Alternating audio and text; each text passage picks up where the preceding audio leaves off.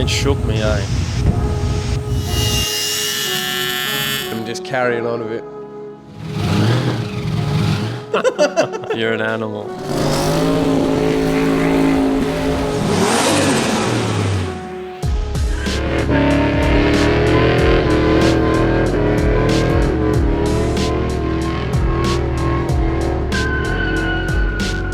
Whether you are watching us on YouTube or listening to us on your favourite podcast platform, welcome back to the Torq Hub PODCAST.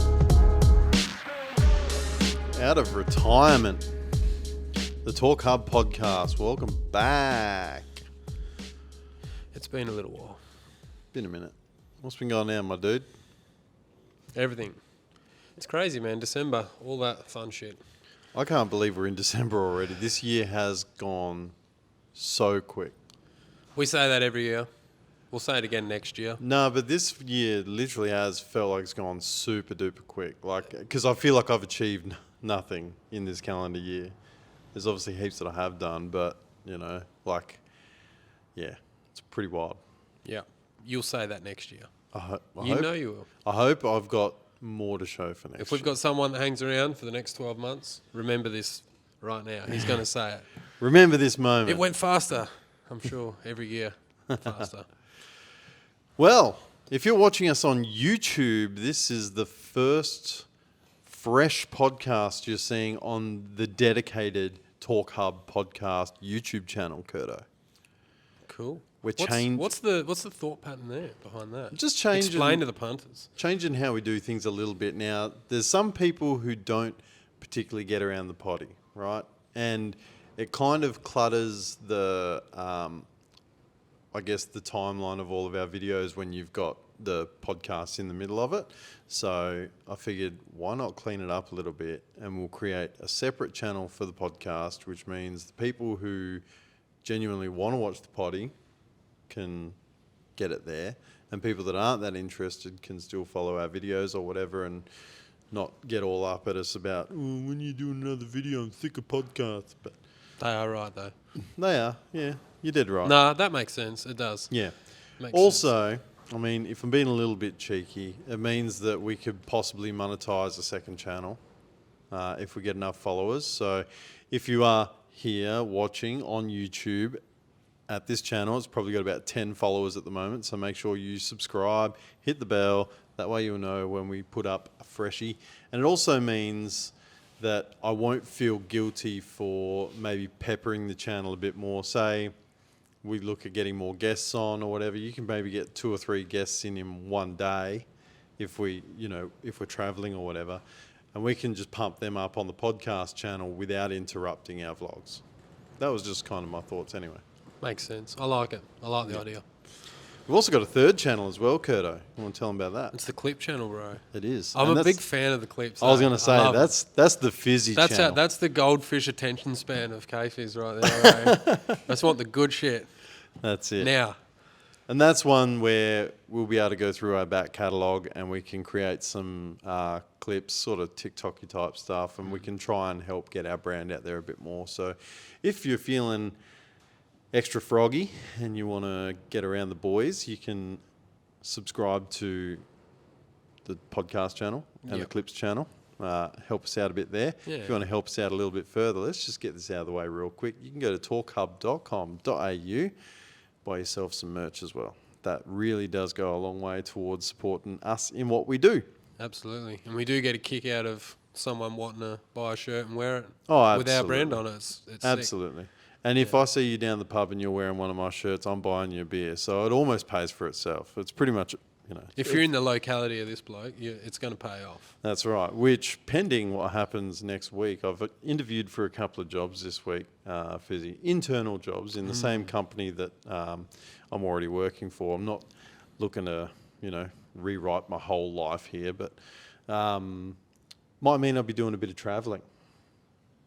If I get one of these jobs, so which might not be super great for the shed if I'm going to be travelling for work stuff, but it means I might be able to take these microphones and maybe spread us out to a couple extra guests that I wouldn't normally be able to bump into. So Jeff's All Aussie Adventures. And it could even be potential for a cheeky little trip to China. But we'll wait and see what happens there. Like I say, it's all in the air. I've just interviewed. I haven't been offered a job yet. Cool. What's on in your world, bud? Well, I've got I guess it's still a new job, and I'm feeling worn out already. Really? Yeah, just on my feet all day, you know. Oh, you poor bloke. Yeah, no. Today particularly was a Yeah. hot one. World test today, so up on my feet, running around this and that. But no, it was good. So Yeah, man. new job, nice and close, home with the family, more. So that's the latest with the home life, if that's what you wanted to know. No, well, yeah. But I'm also thinking, we've both been spending a little bit of money lately. We've rattled much. Rattled around in our pocket, and we found a threepence in there and thought might spill it on a couple of bits and pieces on Marketplace. Yeah, well, I've been peppering you. I send you stuff all the time to buy. Jeff, buy this, buy that, buy this, buy that. It's And then it always was the my thing. turn, so Yeah. it was a deal I couldn't go past. Actually, it was No. a cheap Holly AFI, Holly Terminator X Max. So yeah, my mate Jaden is an auto electrician. Said he'd help me sort it out. So we're going to build a new harness later on this month. Beauty. Which the car always, I was always going to do it. I was going to get it sort of run on the other system, but this popped up and Jaden's keen to give me a hand. So, shit, why not do it? Yeah. Get the Holly in there and get a harness that's properly designed for where all the stuff is in the engine bay now, rather than sort of repurposing what I had before. So, Yeah. Jerome did a excellent job with what he had there, and we were always planning to do another harness. But yeah, we'll get that going. Yeah. So currently running on a Link ECU, right? Yeah, Link G4 Extreme. Yep. And we're going to be shifting it across to the Holly. Main reason is because there's not that many people that are interested in tuning the Link, right? Or there's not many people close to us, at least, who would be entertaining the idea of specialising. Yeah, those tuners, they're a funny bunch. They like the boxes that they like. And That's right. I mean, I'm sure I could have twisted a few of the guys' arms, because we're kind of spoilt for choice over here with the few guys that we've got. You know, there's heaps of good options for people that know what they're doing and we've worked with before. But like I said, this one popped up and it's going to be perfect. So we can get Jeff to tune it. He knows what he's doing. He sort of knows what he's doing anyway. Yeah. He's Feel like Jeff. I think he might have done one or maybe two turbo V8 cars now, I think. So, that'll be good. I'm just keen to get it happening.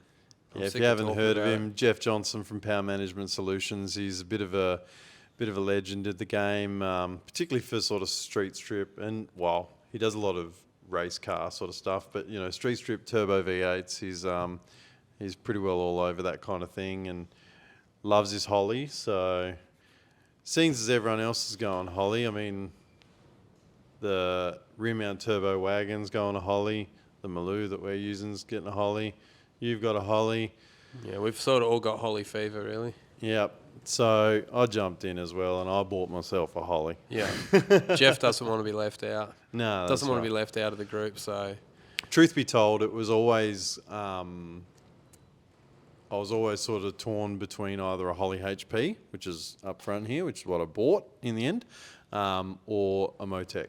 It was either going to be one of those two, and that would then either have me aligned with Jeff Johnson for tuning or Shannon at TuneCorp. yep. Both legendary dudes. Yeah.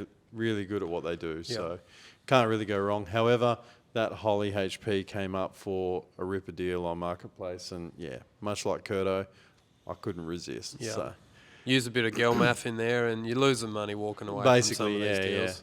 It will be a bit of a shame. You can see I've got a Pro Systems carb there, which was pretty much built specifically for the specs of the 383 that's going in the VH.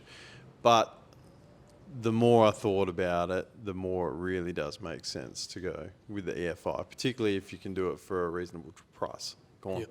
All right. Get it. Oh, yeah. That's satisfying every time, isn't it? Yeah. So what else? Oh, that's right. I got the crank trigger or the pulley. I got a new pulley set up because I've bought a new Mechman alternator, and so I needed a slightly different pulley made for that. So I hit up our boy Dan at readspeed.com.au, and he sorted me out with a new pulley kit, to suit the different shaft on the Mechman. So if you've got a Mechman alternator and you want to go to a 6-rib drive, email Dan. We'll be able to sort you out. He's done it. I've put one on mine. It fits good. Went silver this time, all the raw sort of. Because you had a black alternator. Yeah, I before. had black because when I bought all that stuff originally, I was going to black a lot of the engine out, but all the other parts I've just put on raw for now, and I've decided I think I like the silver. The white and the silver sort of goes a bit better with the raw piping and stuff. So we'll stick with silver. So I got new pulleys lower with the 36-1 crank trigger wheel on the pulley as well. So I've just got to make myself up a bracket. And I got the cherry sensor that came in the mail yesterday. So nice. Got the cherry sensor for the crank position. So yeah, bit of custom stuff. Got some. Spoke to Jace from CSC Performance today. He's just put our gaskets and head studs and stuff in the post. So we'll be getting those very soon. Yeah. So we'll do the MLS head gaskets as well on the wagon and on the Commodore. Put the 284 camshaft in there and live the dream. Yep. Make a fucking eye-watering 400 horsepower.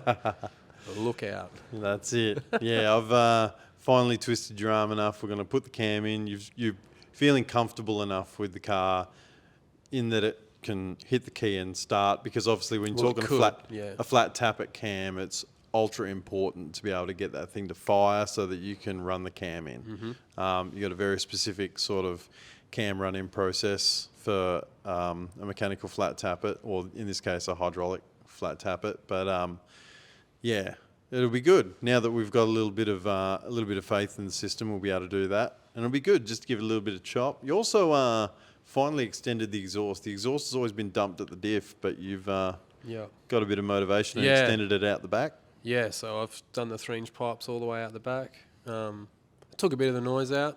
Still fairly loud though. So just a bit less boomy and echoey. Yeah. So I finally found a bit of time and motivation to do something on my car. So the Malu's been gone. Obviously we haven't worked on anything else. You've been super busy. The Malu's been gone at the chassis shop. That's back now. So we're full steam ahead on that. Yeah. So I'm glad I at least got one thing sort of done on it. Yeah. That needed to get done, so it was good. Yeah. No, we'll baby steps, man, eh? Yeah, absolutely. The motivation factor on my own stuff it's hard work. We say it all the time. Yeah. I just say it out loud, so if anyone else out there's the same, you know. Yeah, don't feel guilty. Yeah, don't feel guilty. No, just little bits at a time. So I don't know, man. Hopefully we can come up with some sort of New Year's resolution where we can just sort of hit the ground running. We can just do a heap more guests on here. We've got one lined up that was going to come tonight, but we'll get him on the next.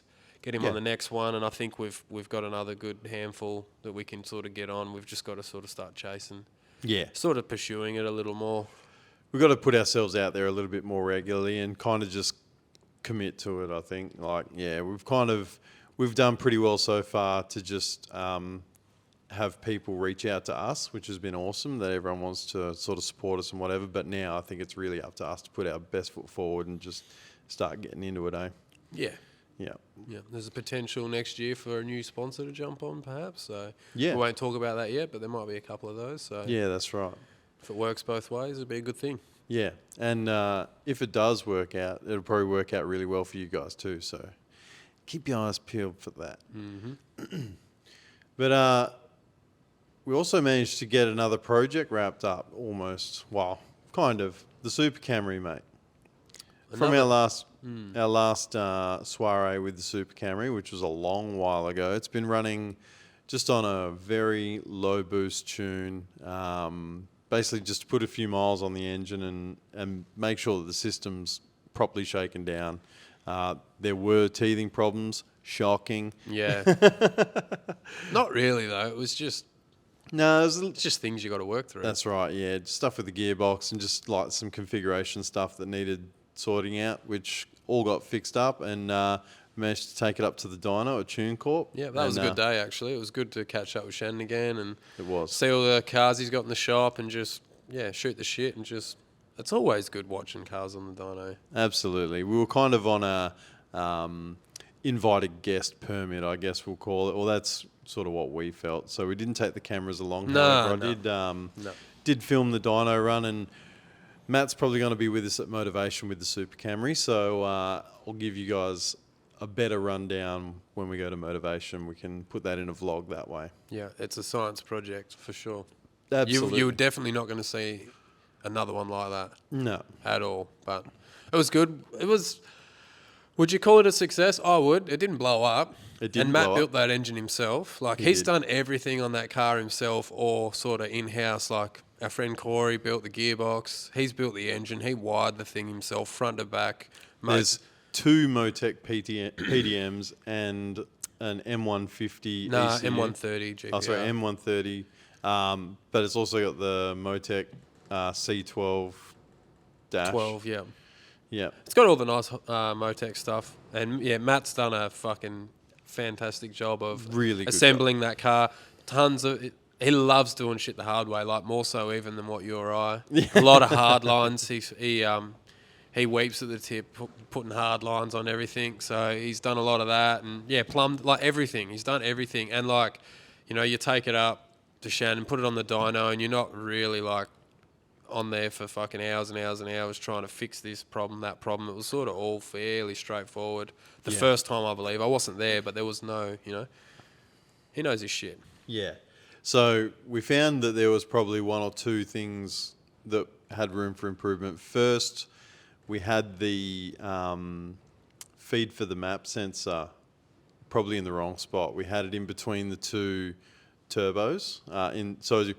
For those who aren't aware, let's just back up about 3 steps. The Super Camry is a JZX 100 Toyota Chaser. Yeah, it's not a Camry. We just call it a Camry. Yeah, we call it the Super Camry. And really, when we say we, it's me and Jeff. We're the only ones. Yeah. It's got a built 1JZ, which has got all the goodies from Real Street in it, as well as a Gangster Rams 1JZ ported head. And it's got Kurt Special compound turbo kit. Yeah, like a true compound turbo system. Yep. But the map sensor feed was in between the 2 turbos. Now, the problem that we were finding was that the low pressure turbo, which is usually the big turbo, it's a Are confusing... you sure the map sensor was on there and you're not talking about the Mac valve? Oh, sorry, reference? It might have been the Mac Yeah, valve. I'm thinking like... Sorry, the map. yeah, the map sorry. sensor's on the intake. Yeah, it's for the Mac valve. Yeah, that's right. For the boost control. So it's a complicated system. It because really is. Matt was originally going to run CO2, and he had 2 lots of CO2 boost control for both stages. So, like a fill and dump solenoid for one stage and a fill and dump for the other. There wasn't enough output or.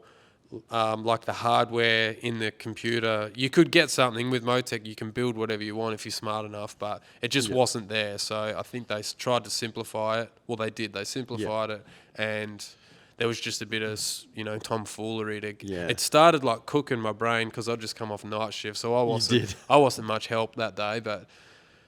We got there in the end. Yeah. So found the next limit. Hey. Yeah. Having that reference line from between the 2 turbos, what we were finding out was that the low pressure turbo or the larger turbo in the compound system was very lazy and it wasn't really doing much. What we ended up doing, and thank God that Matt has enough forward thinking and contingency in his setup that he had extra bungs in just about every pipe on the car. So we managed to move it from the intermediate stage pipe to right in front of the intercooler. Now, you're not going to get any more boost pressure than right before the intercooler, really, are you? That's going to be your restriction. So that changed the tuning strategy dramatically, and we were able to really get on top of bringing both turbos up incrementally and safely, and we had a shaft speed sensor on one of the turbos so we could see exactly what was going on. Did pretty well. Ended up making 700 horsepower on the hub dyno. With how much torque converter slip, Jeff? How much was it? Oh, Remember? 15%. 15% torque converter Which slip, is like ungodly. Yeah, that's not a thing. That's not something that you deal with. And it was even also, the shittiest of shitty converters. And it was also down at I think I'm going from memory here, but I think it was 28 pounds of boost when we're probably going to be targeting about 50 eventually. So The converter needs a full rethink. I think it's the wrong. It's like too tight down low. Like even getting it on the brake, it doesn't come up on the brake good.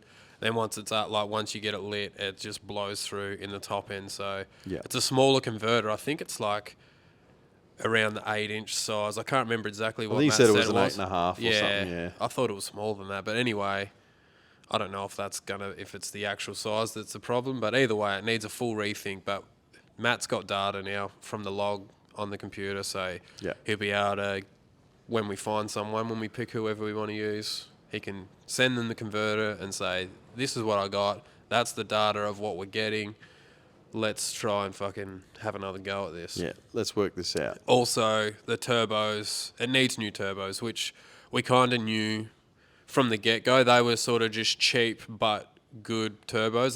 They're Borg-Warner turbos, and they're like the old, like it's an S360 or S361 on the smaller one, and an S471 or 2 or something. So the top one's definitely too small, which is why I think it's like backing up a lot.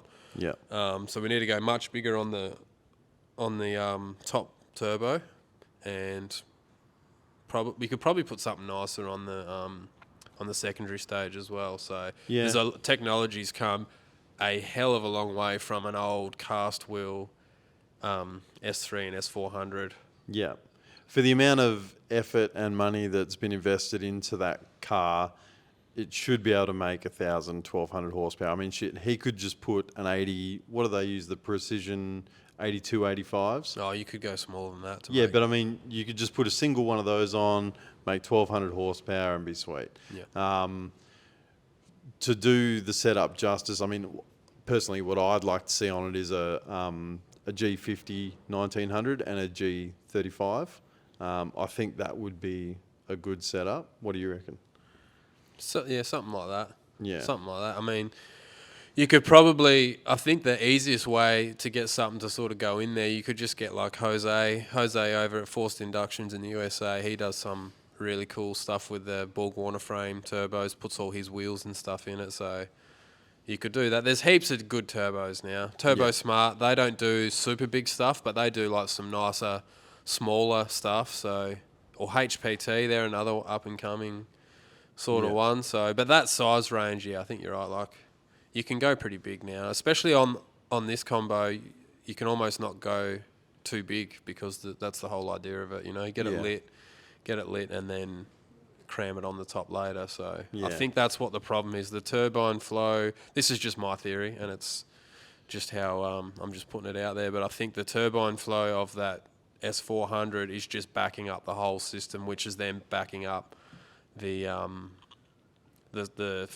secondary stage of it. So because that was sort of just getting like high in the back pressure and not really moving sort much of thing. air. So it was just choked up basically. So there could be some more fabrication on the horizon, getting some nice turbos on there. I look forward to that, and we might even put an intercooler between the stages, but I'd like to try not to do that because the car is heavy. I'd love to put it on some scales. I reckon it'd be one of the heaviest cars out there, like disgustingly heavy. Because it's still got the comfy seats in it, it's still got a sunroof, you know, it's got all the gangster stuff. Yeah, and it's got like 3 times more turbo shit than what you need. And he's put it's a heavy car. It's basically a full weight car plus. Yeah. So, sounds good though. Yeah, it honestly, it does. It's been a fun thing to be a part of, actually. I'm glad to watch the system work. Like when I built the system, I wanted to make sure that, because a lot of research that I did, people were building these systems and like having the turbos run away on them and not being able to control the boost. Yeah. Whereas we kind of had the opposite problem. Yeah, I spent a lot of time with the gate positioning, and it's got good priority gate positioning. 2 45 mil wastegates off the manifold and a 50 off the big turbo on the top. So, you know, we've got the stuff there to get the job done. Yeah. The goal is 1,000 horsepower, just because that's a number and it's a goal, and why not? So it'd be cool to see Matt get there one day. Yeah, that's right. But I mean, shit, 700 horsepower in a 2.5 litre with a turbo 400 that's slipping 15%. That's pretty wild. Yeah, so I think the plan is, Matt was saying, do motivation, and then I would say get the converter sorted straight away and just sort of see what we're running as is there.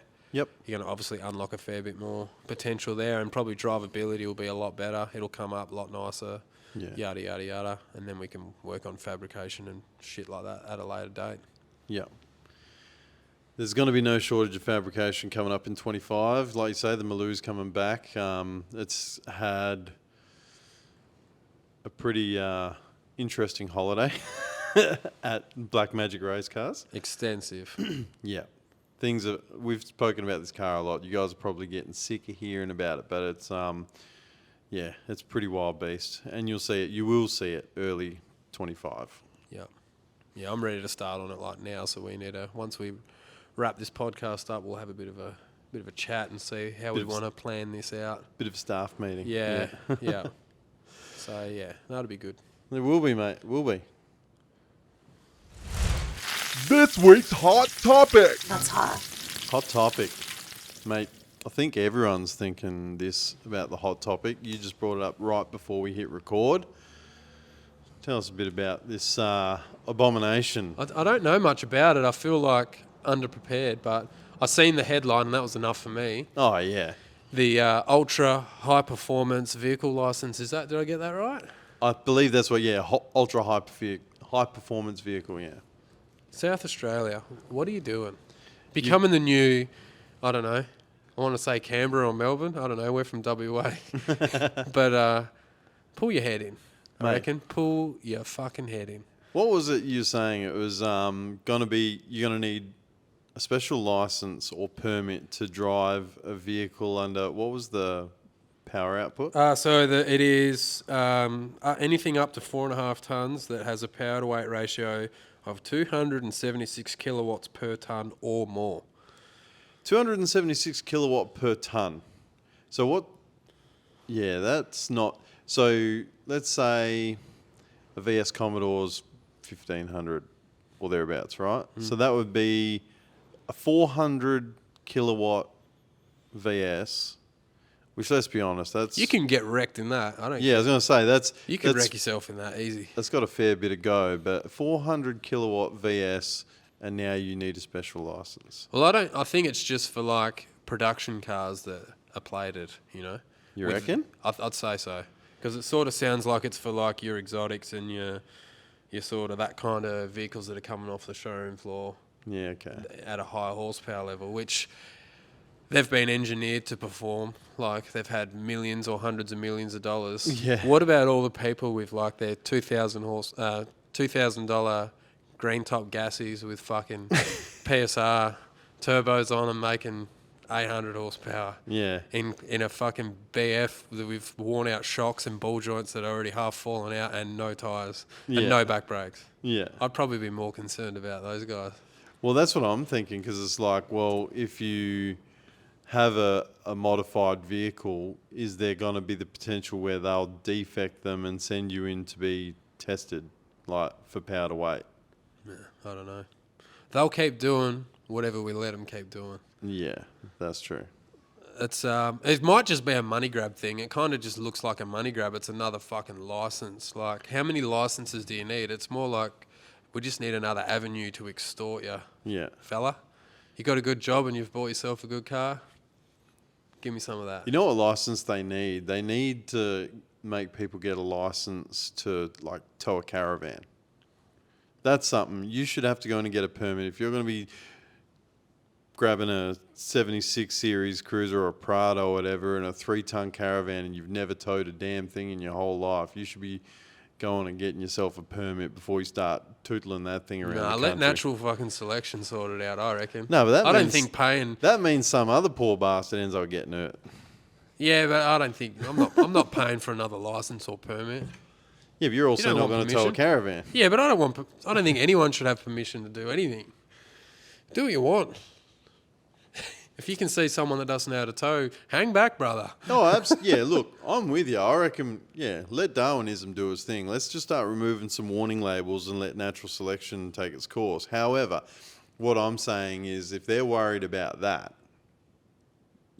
surely that would be a more profitable avenue to go down. Yeah, but you've got to think of I don't want to get too far into the political thing because I'm already getting bored and glazing over. But you got to think about their voter base and stuff like that. You know? True. People that have high performance cars, they're an easy target because every cunt hates hoons.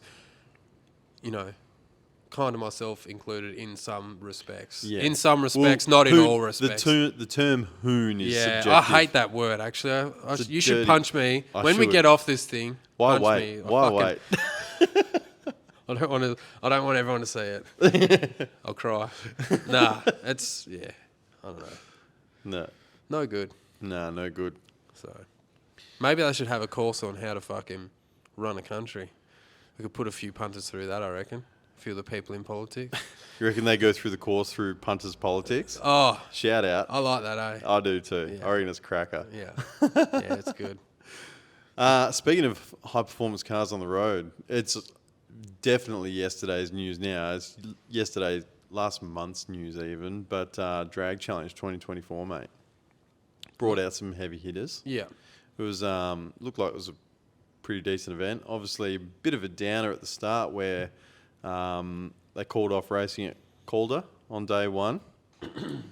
Yeah, I think that caught everyone off guard. Yeah, absolutely. That's all right. The boys rolled with the punches. Yeah. At the end of the day, one of my favourite sayings is, and I think it's yours too, it is what it is. So you can get pissy if you want. I love saying it because my wife hates hearing it. Yeah. And you just lean into it at that point, don't you? That's right, yeah. Yeah. Que sera. Whatever will be, will be. Yeah. No, I think it was good that they didn't play the blame game. Like, as Telfo said at the time, the guys and girls that worked at Calder worked their ass off to try and make it what it needed to be. But at the end of the day, when they walked the track, it's either safe for one or safe for none. You can't say, oh, we'll let the 12-second cars go down, but then after that, maybe not. No. If it's either safe or it's not. I think their insurance company in particular would have pushed that point. Yeah.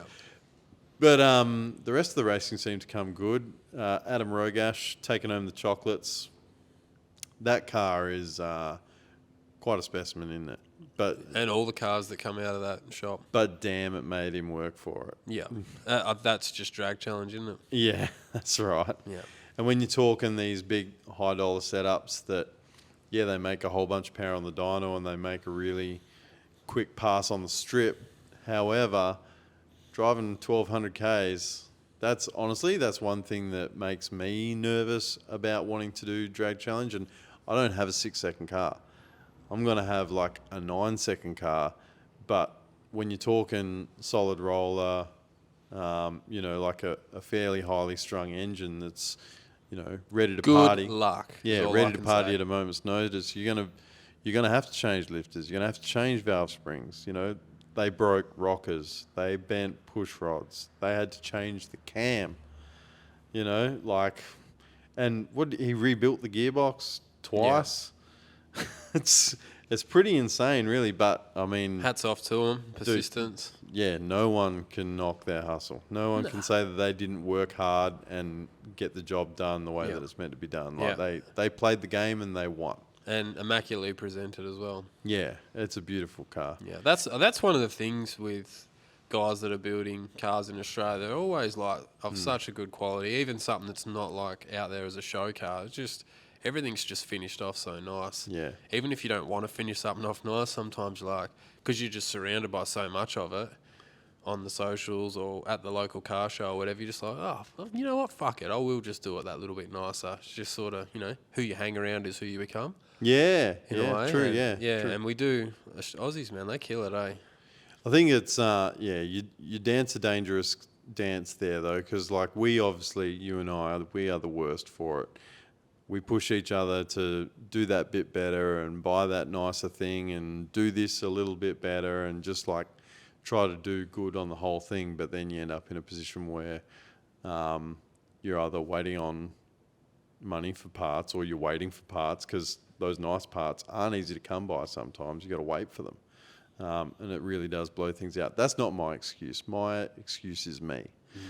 But that does happen, if it blows a build out pretty quickly when you do try to go to that next level. Yeah, yeah. But, I mean, same thing. Like a lot of work to get that thing ready for the street. It's engineered with the engine that it's got, but naturally aspirated. So they had to like disconnect the turbos before they got on the road and things like that. It's I would have disconnected the turbos for sure. definitely, yeah. Absolutely, Yeah. yeah. I just turned them off. Yeah. Just flick the switch and turn them off. They're It's- drive-by turbos. Yeah, exactly. Yeah. Look, let's be honest. He ain't trying to make any boost on the street anyway. He's just trying to get. We just that need to thing- get there, bruh. Exactly. Let's just get there. Let's just get the thing across the line. Yeah, so I don't know, man. It's getting pretty serious. It's cool. It's cool to see just how much better and faster everything gets every year, and it's just good to see. I was really excited to see Bubba's old VH Yes. out and about and see what that did, but it seemed like they were plagued with some issues as well. Those guys. Yeah, Is it Johnny Ricker? Is that who it was? I think that's Scott? what it was. Yeah, Race Parts Melbourne. Yeah, Yeah. Fuck man, that's a beautiful car. yeah. I was excited when I seen that there was a VH there, and when I heard what motor was in it, I thought, "Fuck, that's exactly like Bubba's Yeah. motor." And then I thought 380 maybe they've bought Was because it's painted completely different. Yeah. I thought, oh, maybe they bought Bubba's combo off him, and then I realised, oh, it's the whole car is there. It's just with a sweet new paint job in arguably one of the nicest combinations you can get on a VH. Yeah. SLE, the So what was that? That's like a 388 or is it a 400 cube? 398 cube. Yeah. Torq Torq power. Holden V8. It's got smaller turbos on it now. I think I can't remember the exact size, but I think they might have been like 76s. Yeah. Something in that range, Turbo Smart turbos, so a lot smaller than what Bubba had on there before. I think he had some, I can't remember. I think he had twin 88s on it or something before. Yeah. From my shitty memory, which everyone that listens to this podcast knows how great my memory is. Yeah. Brain fog McGee over here. But yeah, no, it was a sick car. Yeah.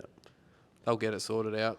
Absolutely. Like it's definitely like a contender to win. It's like anything but to finish first you must finish. That's the number one thing with drag challenge. I'd love to do it though. I really do want to do it one day. I don't know what car we'll do it in, but I want to do it.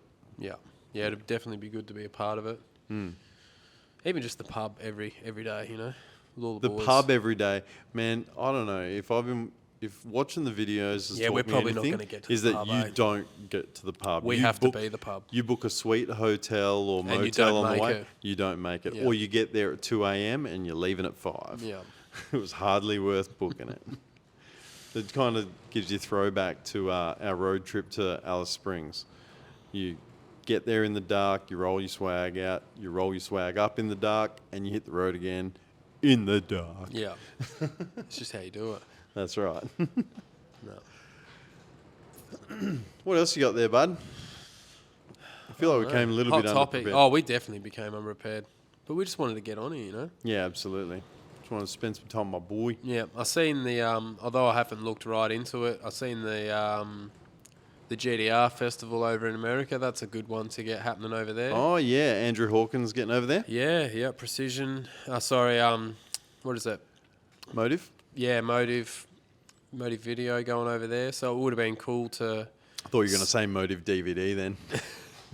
Would have it would have just been sick for the guys that went over there and took their cars to show off how good they are, because Australians are the best at the GDR game. Yeah. Yeah. Yeah, I agree. I watched the podcast the other day, and they had the guy on there, Bipolar, the 33, Oh, yeah. and they were talking to him just about the car and how it all happened, and that's a good podcast. I wish I knew what it was called. I've forgotten already. I think it's called That's Racing, actually. That's Racing. Check it out.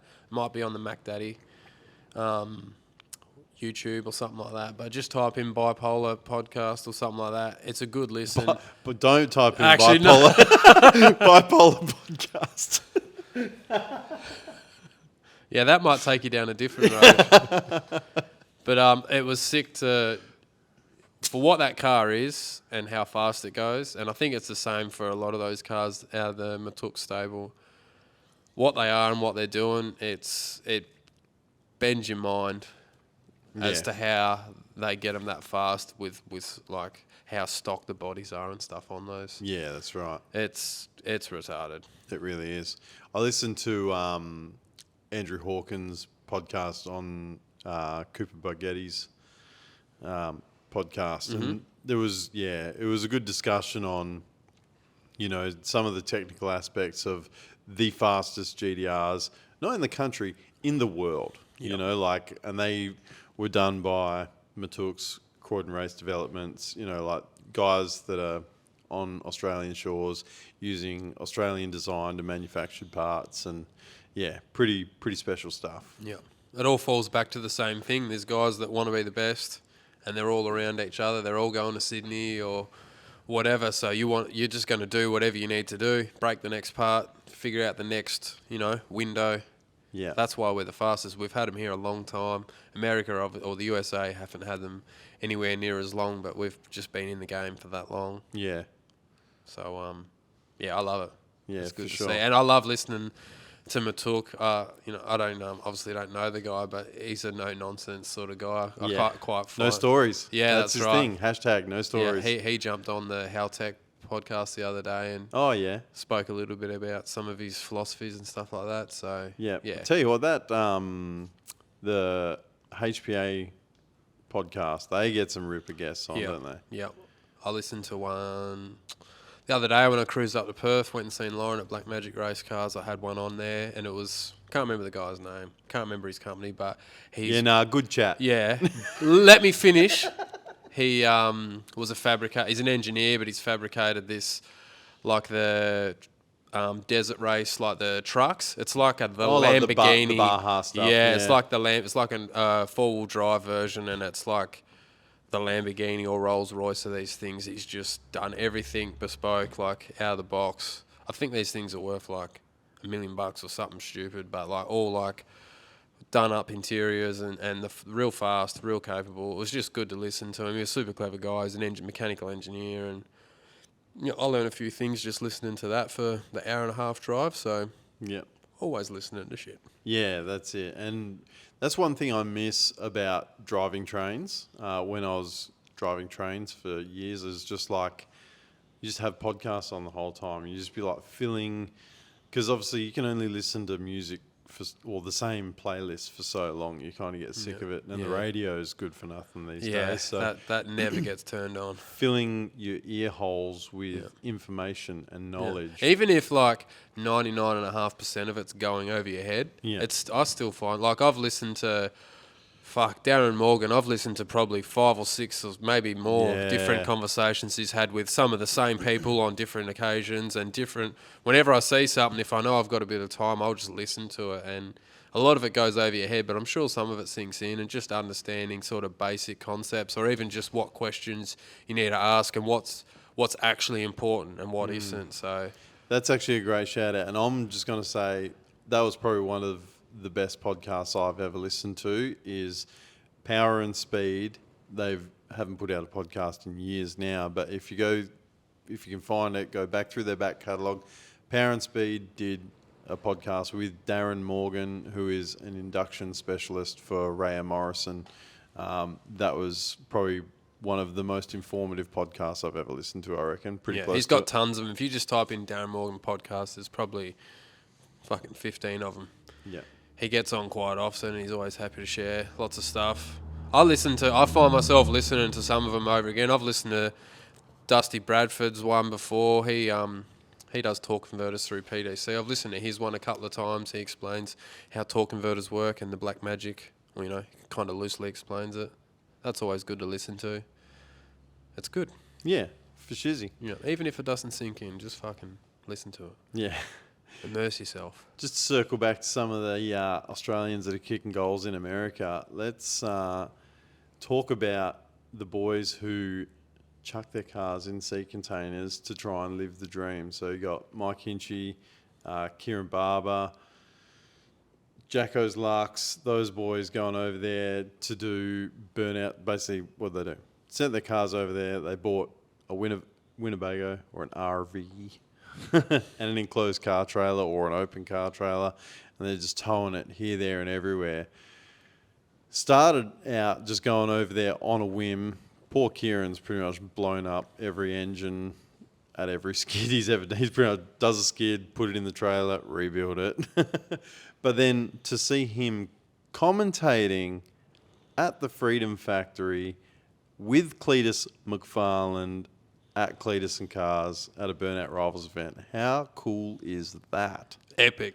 Yeah, dude, that's the shit that dreams are made of. It's beyond comprehension. It just goes to show you just need to be in the right place at the right time. Put yourself out yeah, there. exactly. You're not going to be in the right place at the right time if you're at home or if you're just in your comfort zone, eh? No, that's right. And I remember him saying just before he went over to the States and he was getting ready for that Cletus and Cars, when I got the news, I was like, holy hell, dude, like, congratulations. What an amazing opportunity you've got here to be at the Freedom Factory holding a microphone with Cletus. Like, that's some next level bucket list shit. And he said how much he was shitting himself. And I was just like, dude, if you weren't scared shitless, then it didn't mean enough to you. Yeah. Like, it means something to you. Yeah. That's why it's scary. Yeah. Yeah, I tell my kids that all the time when they do sports and that, and if they get nervous for grand finals or whatever. It's because it means something. That's right. I've listened to. I've got the quote off Tiger Woods. I watched him say it to someone one day. I think it might have even been his son or some younger kid. It was, yeah, you're nervous because it means something. Sort of settles you a little bit. Yeah. Yep. No, it's super cool though. Like seeing how those guys go on over there. I think they're all back in Australia now. They're probably getting ready to go to Summer Nats. Not with those cars, obviously.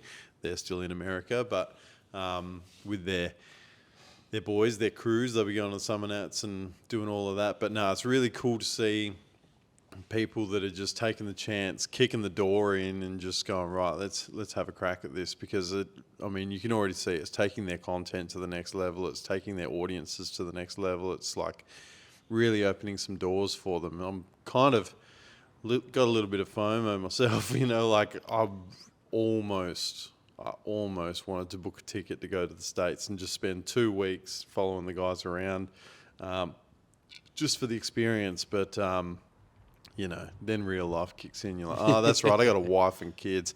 And responsibilities. Yeah, that's right. You got to do that adulting, bro. That's it. And if I spend that money on flights, then I've got no money left for the SLEs.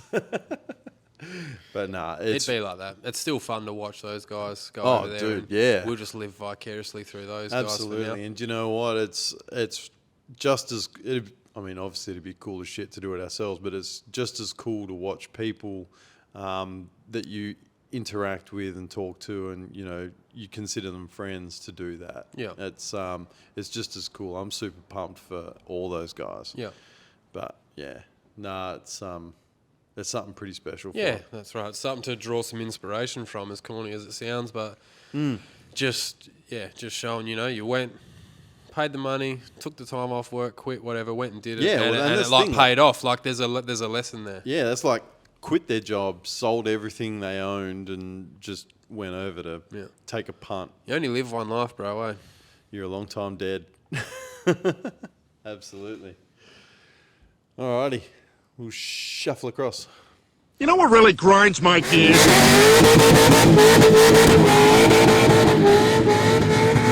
Running on the chip. On the chip, powered by our good friends at Reed Speed. If you want to get yourself a sweet little accessory drive, go to reedspeed.com.au. As you mentioned a little bit earlier, Curto, the Holden crank trigger kits are in stock. I think the last time we did them, they were in production, ready to be put on the shelf, but now they are being dispatched. Well, the pulley, it's an option for your pulley anyway. I wouldn't say kit. No. There are so many different timing cover variations and different combinations with alternators and belts going this way or that way. So there's no sort of one size fits all for brackets. So there's no bracket solution yet, but there will be. There might be some easier ones out there.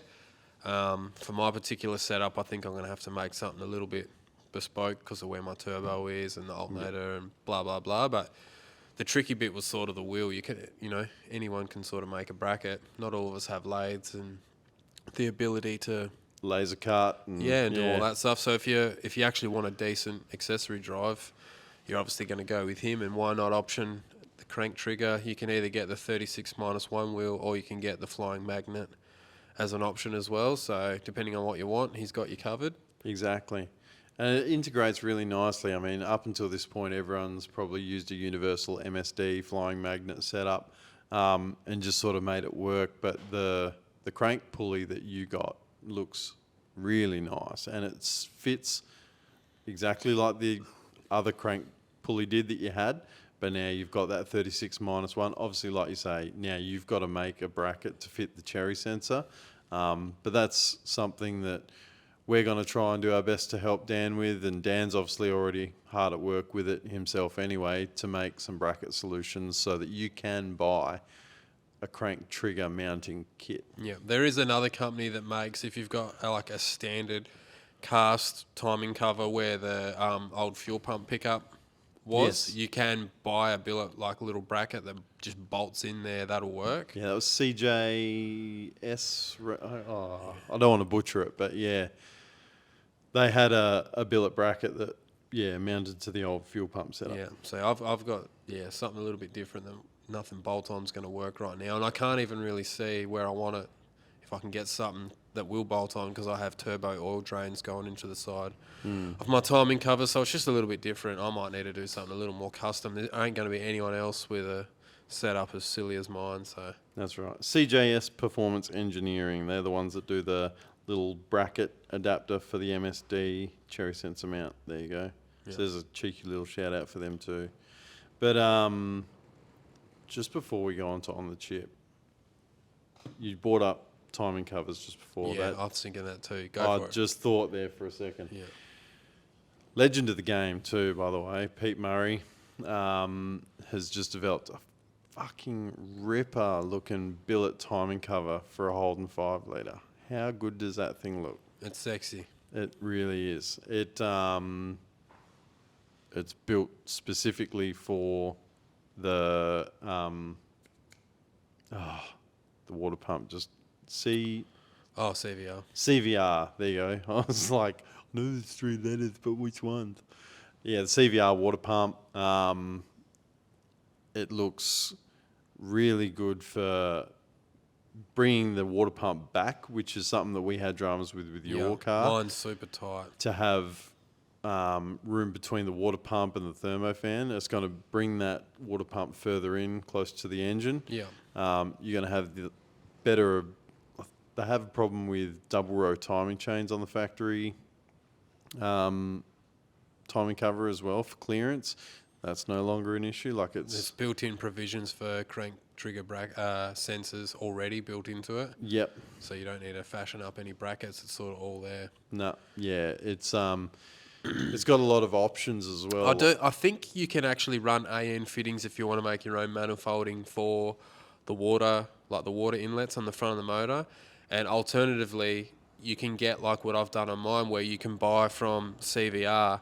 They make like a manifold, like this manifold that you basically pull. It's like a dog bone. Yeah, you pull the water pump off. You pull the legs off the water pump and reutilize those, but it's just a straight manifold, the same size as the water pump, that bolts in, and it has like an AN16 ORB. Oh, actually no, it's not ORB. It's some funky size, I think, that you have to buy the fitting off them. But basically, you put an AN16 on it, and you can run like what I've got with the Davies Craig or whatever you want to do, Messier water pump, like a remote mount, if you want to go that way as well. So there's a few options you can do there. So it's definitely worth looking into if you're doing a billet one. I've got the Bullet billet one, another nice bit of gear. It's been around for a long time. It is. Works good, looks good. Just depends what you're looking for. Yeah, I've also got a Bullet timing cover on mine, and I was tempted on the billet one just because it's new and it's shiny, and it's just like you always want the new hotness. But the thing that's stopping me is that I've got vernier adjustable like cam timing gears, and I've got a window in there that I can sort of pluck that out and just adjust the cams. So obviously you're not going to do that like at a minor service or something, but if you're on the dyno and you want to, all right, let's see what it does with another 2 degrees of cam timing, not ignition timing, cam timing, that's an easy thing to chase. So that's why I'm going to stay with the one I got. But yeah, looking at that one, looks pretty tidy. Yeah. Yeah. That was a long segue into on the chip, but we've was, got yeah. the info out there. Anyway. Readspeed.com.au anyway. Yeah. And if you don't have a Holden, buy a fucking hat or a shirt or something, because Absolutely. I reckon they're good. They're super plain like me, but I like them. That's it. And they've got, they're a nice garment. Yeah, they're a sweet shirt. They're the same shirts we use. I think they are, yeah. Yeah. Yeah. He does a good job. we- Support the bloke that supports us. Absolutely. I would That's- actually, if you want to support us, number one thing you can do is support the people that support us, because that's what we really like to see. That's right. Dan, we get good feedback from Dan with you guys getting around his product and stuff, which we love it. Yeah. It's sick. Yeah, so big thanks to all of you supporters who get around ReadSpeed. He said that you wouldn't believe that there's probably like 3 people a month or something that mention... Whatever, at least. And they're just the ones mentioning. Exactly. So if you are going there, just let a bloke know. Let him know a bit of ROI on his sponsorship, you know? That's right. And when you do mention it to the people who support us, you kind of get that bit of red carpet treatment as well. Just goes with it, you know. It's a free extra. Anything that gets you on the chip there, Mike? Tell me. Nothing that I can think of this second. You say that You'll every get time. Yeah, that's I was right. gonna say, you say I'm gonna rudely interrupt you once you start. I'm like, no, I got one. No, ADD starts kicking in. No, mine's better. I've come ill prepared, like I always do. Yeah. You're steering this ship. I'm just the drunk guy in the back. Like, nah, you're shit. You can't drive for shit. Yeah, well, you come do it. Nah, fuck. I'm drinking. There's always plenty of shit that gets me on the chip, but nothing particularly entertaining that I can think of at this second, Jeffrey. Yeah, no, nothing for me that's new that hasn't already been covered. You know, most of it's the things that are getting me on the chip are things like the postal service and. Dude, are they put their prices up or what? Because we've been paying some ridiculous money for some small parcels. Like living in WA has definitely got a fucking tax involved just on the freight alone. It's like you're gonna have to wait a while, and it's gonna cost you. Yeah. Especially rural. Yeah. Even though we're in the second biggest city in the state. But anyway. Yeah. Oh, are we? Yeah. Whatever. I'll claim it. Fuck it. Well, no. In the actually in the state, we probably would be. Anyway, doesn't matter.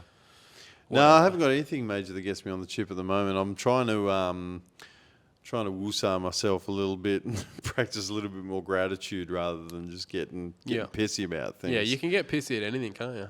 Oh, I'm good at it. Yeah. I can sit there and start telling you the shittest part about everything, but then when I actually walk away and just go, actually, that is a first world problem. Yeah. But first world problems where you get the most entertainment, let's be honest. Yeah. Yeah, I reckon. Yeah. But yeah, just don't turn the news on, man. If you turn do you know what? I've found it. I've got something that's got me on the chip. And it's my own stupid fucking fault too. Which makes it even Jeff better. gets Jeff on the chip. Yeah, that's right. Yeah, I get me on the chip. So, Christmas is coming. I haven't done it for a couple of years because I killed my lawn. People, long-term viewers will remember that I killed my lawn a little while back. Silly mistake. My lawn's kind of come back, and my kids have been hounding me to get Christmas lights up again because I haven't done it for a couple of years. I was like, right, we'll do it this year. The lawn's looking okay. Okay, not great. Okay. So, it ain't dad spec, is it? No, it's not. I'm a dad, but I don't do lawns. So. Nah, yeah. You're more like a drunk uncle. Yeah. Well, fuck that. Grass is still growing. Sweet. So, I spend the day. I'm climbing all over the roof, hanging up these Christmas lights, putting them up on the gutter and the roof and this and that and everything else, right? So, finally got it all done. And it's my usual layout. I haven't tried to do anything special. I haven't tried to reinvent the wheel. I've just done what I would normally do in previous years and then plug it all in, sun goes down, right, let's hit the switch and see what happens. Bang. There's a 50-metre LED light rope that covers the majority of the front of my roof. 8 metres of it was illuminated, and then there was obviously a break in the wire or something. Now, you'd think that if you're a smart man, you'd fucking test that before you plug the fucking thing in! What you mean, when it's run on it the all out? roof! Yeah. You would have done that first. Well, I didn't. And so what that meant was I had to find another 50-metre LED rope light. And do you reckon I could find one in the first week of December? No fucking chance. Everywhere was sold out. I managed to find one on some obscure marketplace website online and get it sent to me. And it got here. It's here. It's here. They're on the roof. Oh, okay. Yeah, they're on. It's done. So I'm getting there. So it got there. Well, that's good. But I had to go up there and drag all the old lights off and put the new ones on, and it's just You know what they say? It was a thing. Some lessons are best learned the hard way. And if you're a Grinch like me, you wouldn't have to worry about It's that. not like it's my first rodeo putting Christmas lights up. You'd think that I would have just plugged them in on the ground and gone, oh, yeah, sweet. And the worst part is that it was just a broken wire. I probably could have just cut it and joined it. But because it's one of those, it's like a weird rubberized, like clear rubber thing, it probably would have leaked water and it would have failed again anyway. So anyway, that's what got me on the chip when I turned my Christmas lights on for the first time in a couple of years and they didn't work. And then my son's going, Dad, why don't they? I'm just, shut the fuck up. That's what I was just thinking. Boys are like, Dad, why are you yelling? Get inside. You fuck. He's your new favourite bloke. Oh, man. The best. Tell the people if What they're is not it? if they're not yet informed. So on Instagram, it's Mick A1 Mechanic, I think it is. And he just has funny clips all the time. And at the end, he always finishes it with a, you fucking. And I just love it. I just can't get enough of it. My wife watches me. I'll be like playing it and she just looks at me with the most blankest, like, I've married a fucking retard look ever. And I just lean into it. So good. Yeah. He has some fucking good ones on there, but. So we need to come up with a segment where we can just, what we're following on the, funny random shit. That we're following on the on whatever Insta or on the socials or whatever, because there's some fucking crackers out there, right? Yeah, absolutely. And maybe some of the boys could message in or leave us a message and say what they're following. We might be able to find some new shit to follow. Chuck it on there, you reckon? Yeah. Go on. Well, there you go. Well, that's what we need to do. We need to spend more time on social media, that's what we scrolling, need to do. I've got to say, I've been spending a hell of a lot less time on social media, not through lack of trying, but just because I've been busier. It is good, eh? Oh, it is. It's so much better when you can just, we're all chasing that dopamine hit, even though you don't realise it. If you can just put it down and just lean into the task, get it done, you feel so much better. Oh, absolutely. Yeah, it's way more satisfying. Yeah. But if you've got a segment name, let us know. Hit us in the comments, hit us in the DMs, hit us in the face, do whatever you want. But if you've got a segment name where we can... Someone we need to follow and we need to get around. Yeah. Let us know. Yeah, or someone that we think you need to get around other than us. Because, I mean, look, let's be honest. If you're following us, you've already set the bar pretty low. Yeah. You're easily pleased. Yeah, that's right. That's all right. So are we. Yeah. Alrighty. Let's go into our favourite part of the potty.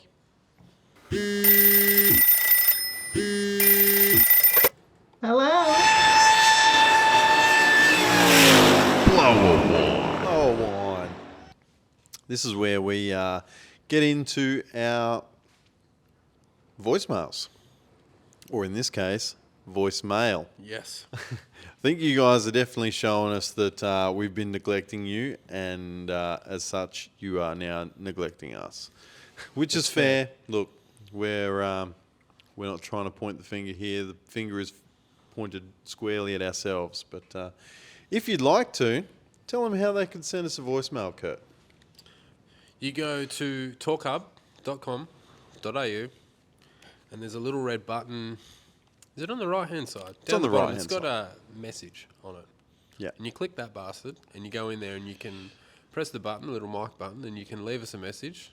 Abuse, positive, whatever you like. Yeah. We'd love to hear it. And we do love to hear it. Absolutely. We get them on our email as a notification wherever we are as soon as they get dropped. So we'll get to see if we're getting them or not. So Yeah. No, Do it can that. be anything. It can Let us be know. a bit of a product review. It can be, if you've just kicked a really big goal in the shed, like if you've just achieved something and, you know that the missus isn't going to give a fuck, but you want to tell someone who might actually care, you can tell us. yeah, that's It a can- good one, I reckon. I reckon someone, please do that. If you've done something in your shed or whatever, if you've done something on your car preferably and you think it's great, or even if you don't think it's great, just tell us, because that might get me G'd up to do something. Absolutely. I think it helps motivate us all. And like I say, you drag the missus out the shed. You're like, come and see this thing that I did. And you point in the engine bay. You go, look at that. And she's like, look at what? Yeah. And you go, you fucking. I did that the other day. I was like, had the full Forrest Gump, like, hands on the shoulders. Had the car started with the pipes out the back finally because it hasn't had pipes on it forever. And I'm just like, got it idling. And I'm just like, fucking like, yeah. Like, look, how good. Give it a couple of, hey, Dale, get the phone. I'll give it a couple of revs, you know? Yeah. It was good.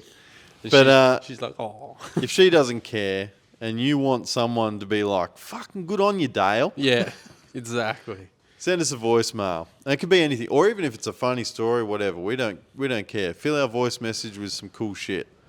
Yeah. And then we'll play it on the potty. And who knows, one day when we might get real good at this, we might start giving out prizes. I was going to say that. You read my mind. We should probably start doing that. Do you know what? We've got a fair few hats on the shelf and stuff. Maybe we should start sending out a hat and some stickers to people. All right. Let's do that. We'll start doing that in 25. So get your stories ready. All right. Ready? Yeah. Let's hit it. G'day, boys. Dang from Victoria here. Hey! Got a funny story for the pod here. Spent 5 years rebuilding me Hilux. It's a car I love as much as you love your VR and VH. And, yeah, the reason I had to rebuild it was because I came out the driveway and friggin' got a bit carried away on the right foot and rolled it on top of a stump. And Oh, fuck. anyway, put a new cab on it, spent 5 years rebuilding it. Then when I got it back, I'm like, I've got to beat this stump. Fucking thought I'd bloody get a photo of me doing a flex shot on top of the stump. And ended up snapping a CV. Yeah, pretty funny story, I thought. And yeah, hope it gives you a laugh. Sent some photos through, so hopefully you can work it in. Cheers, boys. Love your work. You've taught me heaps about streetcars. Friggin' love ya. Thank you, Dang. So it's stump 2, dang, none. Big at this fat- point. Yeah, big fat nothing. Thanks, Dang Dang. He's been a long time viewer too. I'm actually pumped to get a voicemail from Dang Dang. Yeah, fuck yeah, definitely. Thanks for calling in, That's mate. hilarious. Is that not you? Fuck. Yeah, That's is. stump, eh? That fucking is. So, hit the stump, What do you- rolled the car, had to spend 5 years rebuilding the fucking thing. I thought, yeah, I'm gonna. What's the next thing? I'm gonna here? fuck that stump up. You watch this. I'm gonna flex up. Bang. Flexing the stumps like teabagging on Call of Duty. Surely it's like, but it just didn't work. Well, he's right. He did send some photos through. I'll try and tie them into the video podcast if you're watching on Spotify or on YouTube. But can you see that, mate? Yeah. There you go. She snapped. Yeah. Look at that. Well, what's the next move? Do you just burn it, or do you go for round 3 and put a snatchy on it and just drive and let the stump go through your back window? Is that the next one? Is that where he rolled it? That's your favourite kind of Hilux too, isn't it? I don't mind them. They're pretty good. Oh no, he's just got a bit of dirt and stuff on there. But yeah, I'll put the photos into the potty so you can see. But that is a clean snap. Unlucky, mate. Yeah. Get some fuel, burn the stump. Stump removal. Yeah, look, probably just leave the stump alone, I reckon. You reckon? Just let it win? Oh, look, what happens when you get some diesel and you try and burn the stump? You're probably going to end up with no house. Yeah. You don't want to go 3-0. Nah. No shit, one wants to go 3-0 to a stump. Nah, fuck no. And look, it's obviously been there for a long while. It's just going to beat you with experience. Yeah, exactly. It's going to drag you down, eh? Oh, you poor bloke. Nah, good shit. Thanks for calling in, Dang. Appreciate you. That's it. Well, I guess, why don't we finish up with a little bit of reflection? 2024, mate. What was your highs and your lows? What was a high moment of 2024 for you? I don't know. I've been pretty middle of the road this year, I think. Yep. I think getting involved with the Maloo project, that's been sort of pretty exciting. That has been, yeah. We haven't got to show you guys yet, but yeah, working in with some new people and I don't know, just getting involved. Yeah. With that's probably been pretty good. Yeah, I don't know. End of the year, a little bit of AFI, like the lights at the end of the tunnel with the car to at least get it on the road. You know, once it's on the road, I think everything will start clicking together. I'll sort of have a bit more zhuzh, a bit more pep in my step to do the other little upgrades I want to do. Yeah. With engine and blah blah blah. And having this new job, like to circle back to the very start of the episode with your new job, this is the first time that you've had a full-time job in 4 years. So now you've got like the opportunity. Yeah, it would be 4 years actually for some annual leave and stuff. Yeah. So you can actually start getting some events and shit. Because before you're either working for yourself or casually, or yeah, that's right. Yeah, it was a pretty hard gig for you. But now you can. It's not like you can take your foot off the gas at all. Like you still got to work hard and do whatever. But now you're going to have that little bit of flexibility, which is going to be awesome. Yeah, because before you've got to, when you work for yourself or even contracting or whatever. If you're not there, the that's money right, ain't. like you just got to chase. You just got to keep chasing the work because you just don't know when it stops. It's just contracting life. Like all you blokes out there and girls that contract know what it's like. So you just got to keep on keeping on. So it'll be nice. It'll be a nice change to get back to something like that. So yeah, I'm looking forward to it. Looking forward to being able to. I want to do another interstate run. I don't know if we'll get to do one with us this year, but. Because I've got to do one with the family, but I don't know. I want to go to Holden Nats. I want to go to Holden Nats too, and it's not on your wife's birthday week this year. We might be able to just shoot over for the weekend, eh? That'd be good. Just fly in, fucking see it, leave. Dan, Todd, all of our Melbourne dudes, get in touch. Find a way to get us over there. We'll make it worth your while. Maybe. We can get over there. Yeah. That'd be good. That will be good. I would love to get to Holden Nats I definitely want to get back over there. Heathcote. And see all the... just see the track and all the upgrades and stuff. Well, the track's going to be very different from when we were there. Yeah, very 100%. different. Yeah. I think after seeing, you see all the videos of what's happened since when we were there in 1993, like it was a long time ago now. Yeah. What's the what area is the track we need to stay away from down the end? What was like the 1,000-foot area? Have you ever heard the story about that? You better not get caught hanging around there, Jeff. Yeah. We'll stay well away from the big end. Yeah. Those that know will know. I'm probably fucked up where it was, but where I'm getting I think it was about the 330-foot mark. Oh, was it? Yeah, I thought, okay. Yeah, Whatever. I think, it was something like that. I do remember, like I say, if you know, you know. Let's just say there's a story going around that allegedly there was a couple of fellas hanging out there doing some stuff. They were hanging out with their wine. Yeah, some stuff. So just be known. Don't head down that way if that's not your way. And if it is your way, well, that's your way. Yeah. I guess I'll start off with my low point for 2024, and that's probably just the fact of the lack of progression that I feel like I've made. We definitely released less content. Embarrassingly, I haven't touched the SLE since it came home this time last year. So it's been 12 months of literally no action. Well, look, I say no action. No progress. I've bought parts and I've arranged things and whatever, and I've got a lot of stuff here to get done, but I didn't actually touch the car. So that's a bit of a low point for me, and it's something I'm a little bit disappointed in myself, but it's something that I'm definitely going to change next year.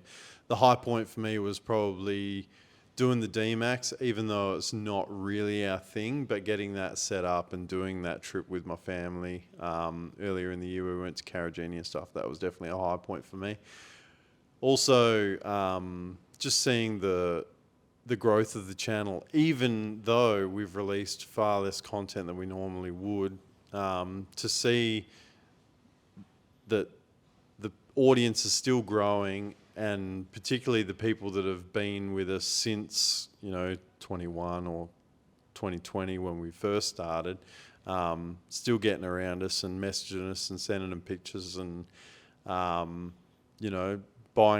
our merch and representing us and just getting behind us and supporting us. It's been a really heartwarming feeling. Yeah, we get like way more messages than what you would think with people like just saying they love to listen to the podcast. Like this Yeah. one's been a bit of a flat one. We didn't really prepare anything. No. But we've got a guest coming on the next I was one. going to say the plan was to have a guest and then that changed, but that's okay. Yeah.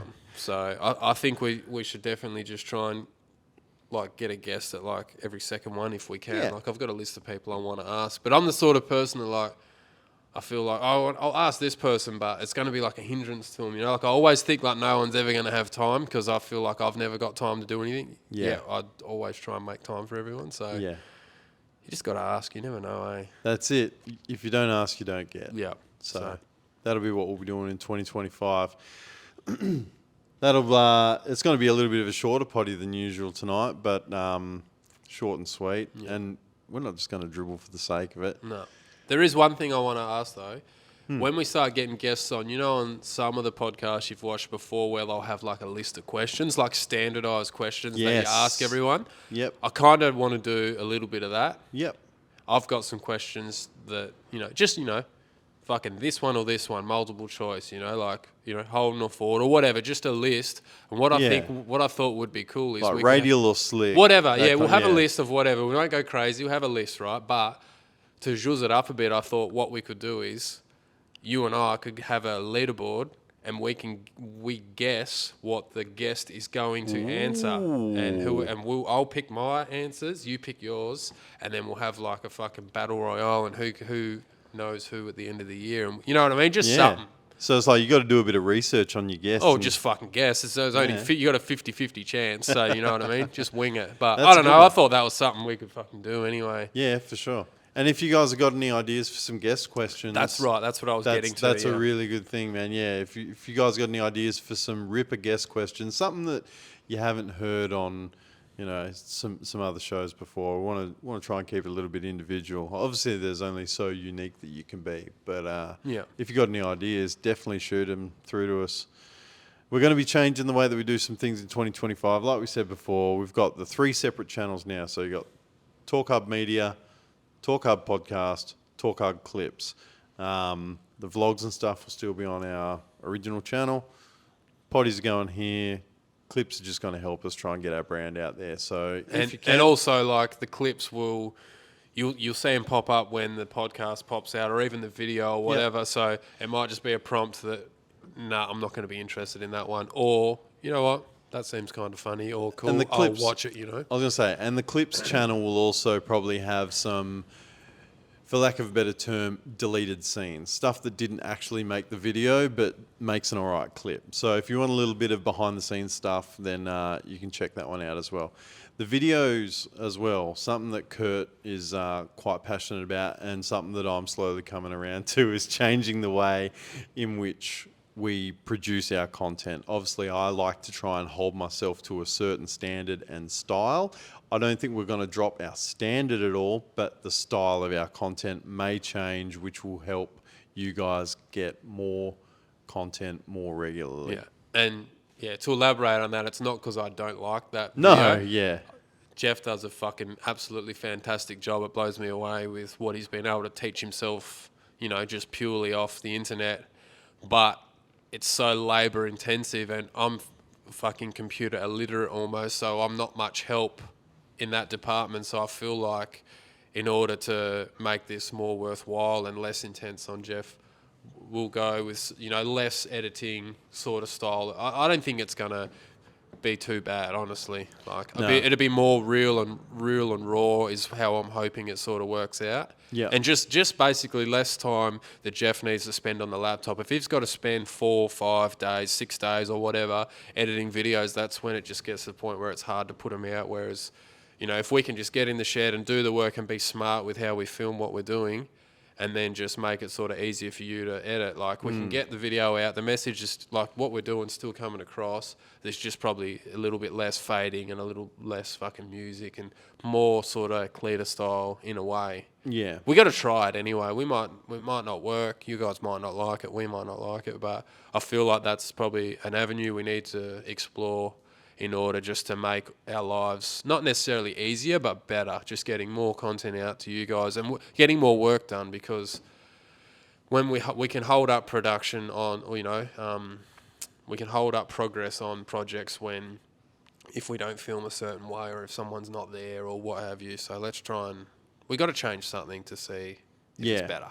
Basically, that's right. that's a long waffle around, but yeah. Yeah, we're just trying to make the process a little bit more efficient. Like I say, the end result for you guys is more content, Yeah. more regularly. So Yeah, it's not a full-time gig, so Not sort of yet. gotta make the best of we what got to we're doing. manifest these things one day, baby. One Yeah. day. Send us home. That was a good one, Jeff, for starters. So if you've listened and made it this far, thank you a lot for listening, watching, all you OGs. Like Jeff said before, if you want to support us, you can head to the website, torqhub.com.au, get some merch, whatever. Leave us a message, would love that. And also get behind the people that support us, Penrite Oils, readspeed.com.au. Those guys, we've got a couple more jumping on for next year, I believe. So Yep. all those things. Once again, Above all of that, I hope you guys have a very Merry Christmas and a happy, safe, and prosperous New Year in 2025. Hope you get lots of car parts under the Christmas tree. I already know some of you have Torq Hub merch under the Christmas tree, so hopefully it's the right size. If it's not, send us an email and we'll try and sort you out. We promise. that's it. Thanks again so much for watching, guys. Thanks, guys. Peace. See you on the next one.